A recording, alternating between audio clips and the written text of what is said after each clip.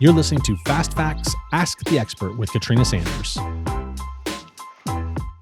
Hello, and welcome to Ask the Expert. My name is Katrina Sanders, and I will be your expert this week as we unpack an interesting question, which asks, do cavities affect periodontal disease? This is a tough one, friends. Let's buckle up, buttercups, as we talk about one of my favorite subjects, microbiology. Yes, we have to take a step back and look at these two contrasting oral infections. First and foremost, we've got to take a step back here. We do, in fact, recognize that teeth are not isolated from the rest of the body. We recognize that if a patient experiences overt oral disease, whether it be decay that leads to potential tooth loss, which creates masticatory dysfunction, and or periodontitis, which also can lead to tooth loss and subsequent masticatory dysfunction, whether it be decay, which we know leaches bacterial components like strep mutans, lactobacillus, actinomyces, etc., that these components can in fact create medical implications. And we know that periodontal disease does in fact contribute to overall systemic health and or disease based on a combination of the presence of bacteria in the oral cavity, like our red complex bacteria, P. gingivalis, T. denticola, T. forsythia, as well as the amount of inflammation that is commensurate with a periodontal infection. So, first and foremost, we do in fact recognize that there are strong similarities between dental decay and periodontal disease. We recognize that these diseases are diagnosable and they are treatable bacterial infections. However, these infections are in fact distinctly different. Dental decay occurs on those supragingival surfaces of the teeth. Bacterial infections are going to occur in that gingival tissue, approximating around that subgingival plaque. The bacteria involved in these two distinct diseases are different.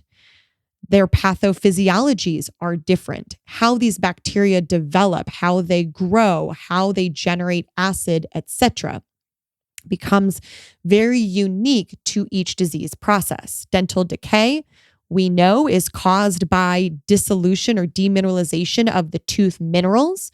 We recognize that there is a stronger risk factor or link to consumption of dietary carbohydrates and bacterial consumption. Whereas, for example, periodontal disease involves coordinated efforts by a group of bacteria with metabolic processes that really reflect that inflammatory response to the gum tissues and surrounding and underlying connective tissue. So we recognize that there are differences here. But the key component is, do they ever interact? Does one ever interact with another? So let's begin by looking at cavities.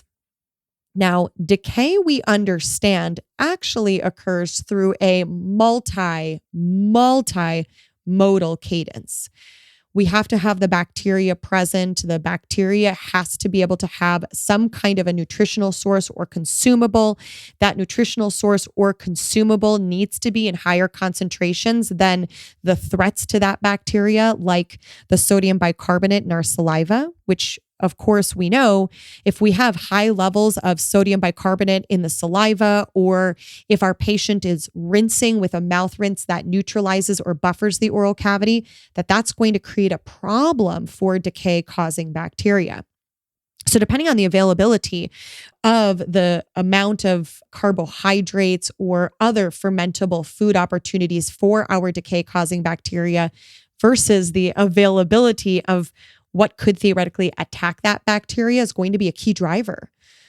We know that when decay occurs, the bacteria associated with decay, primarily your strep mutans and lactobacillus, will release lactic acid. They are aciduria. And that release of acid allows for the drop in Stefan's curve, moving the enamel to a critical pH of 5.5, or if we're talking about on that root surface, moving that root surface to a critical pH anywhere between 6.0 to 6.7, which is the critical pH of cementum, depending on how thick the cementum is. That when we move to that critical pH, that is what allows for the true demineralization of this bacteria into the tooth structure and subsequent breaking down of the minerals of the enamel or cementum. So, when this process occurs, one critical aspect that we haven't fully scrutinized yet is what happens when we have such an acidic attack on that gingival margin, which we know is plaque biofilm's favorite place to hang out. What happens when we have an acidic biofilm hanging out along that gingival margin, and that acidic biofilm is continually fueled by the oral cavity? Well, the data we recognize is that turns out the bacteria associated with gingivitis, and more specifically periodontitis, also prefer an acidic environment. The challenge here now becomes, is the patient creating a plaque retentive area with that active decay lesion that will also then contribute to gingival inflammation and or a disease of the periodontium? The key piece here is, in research, no, we can't necessarily say that if a patient has a cavity, that cavity is going to cause periodontal disease. But what we certainly can say is that that cavity, if not treated, is going to become a nodus for bacteria and acid, which could foster the development of more disease-producing bacteria. And that untreated decay area certainly can create a plaque retentive area, which we know is going to accelerate the gingival or periodontal disease process. These key components truly drive a lot of our clinical decision-making. We understand that oftentimes we can see patients who are experiencing both of these disease processes together. And so our management for these patients is going to be multimodal. We want to be able to reduce the amount of inflammation in the area so that the patient can have greater cleansability of that hard tissue. We also want to make sure that we are treating the hard tissue so that the hard tissue does not become a plaque retentive area, thus accelerating diseases of the periodontium. And so this allows us a key and critical opportunity to educate our patients right from the beginning, driving our clinical decision-making process. How do we then curate appropriate assessments for our patients? Looking at the frequency of capturing not just periodontal charting, but also intraoral bite wings or a full mouth series of radiographs commensurate with our patient's risk profile for both decay and periodontal disease. How do we capture better imaging, intraoral scanning, or intraoral photos in order to tell that narrative for our patients about how their decay may in fact be affecting their periodontal disease?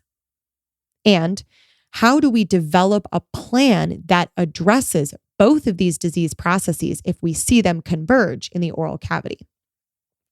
The final piece I will in fact share is the fact that when a patient has a decayed area restored, we know that depending on how the tissue responds to that restoration, where the restoration was placed, if there's invasion of the biological width, the quality of the restoration, the integrity of the restoration, the anatomy of the restoration in relationship to the soft and hard tissue, all of these things, even after the patient has been restored, could also affect or impact risk of periodontal disease. Because we do know that if there's an invasion of the biological width, there's an overhang, etc., that absolutely can affect periodontal disease. So I guess what I mean to say is, from a bacterial standpoint, we recognize that these are two distinctive and unique diseases. How we deliver care to our patients, however, tells another side of that narrative. Thank you for joining me, Katrina Sanders, for Ask the Expert. I hope this gave you a little bit of a guidance to how to co-manage decay and diseased patients on the soft or hard tissue. Thank you for joining me, and I look forward to continuing the conversation next month. Please feel free to reach me on Instagram at The Dental Wine Hygienist or on my website, www.katrinasanders.com. Cheers.